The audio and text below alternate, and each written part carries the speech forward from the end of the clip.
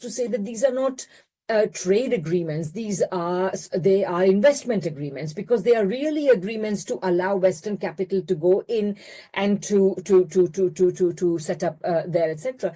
But the funny thing is that, even when you look at investment, Western capital has not proved adept at investing in much of the world. I mean, statistics of foreign direct investment, what you first notice is that bulk of the investment is going from some rich countries to other rich countries.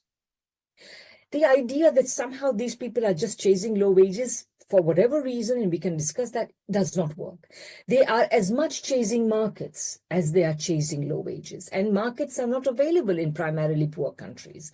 So that's the first thing. The second thing you then notice is that insofar as they're going to third world countries, they're going to certain favored locations. Obviously, China was in the forefront of that for a very, very long time, and probably remains there.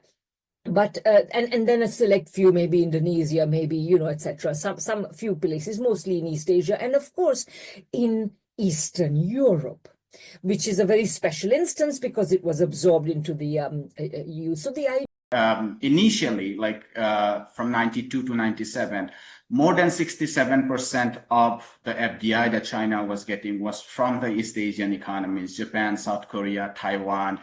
Part of that was funneled, actually, internal domestic capital coming 1992 to 97. This is sort of going to be the first pulse of, growth in China. This is basically after the Deng Xiaoping's southern tour, so-called, when there was this brief moment after the Tiananmen incident where the sort of free market element within the party became hegemonic, but then they had to be weeded out, and then they had to do two things. One, they had to say that we are not going on the sort of neoliberal path, but at the same time, we are not pulling back from the kind of reform and opening that we have constituted.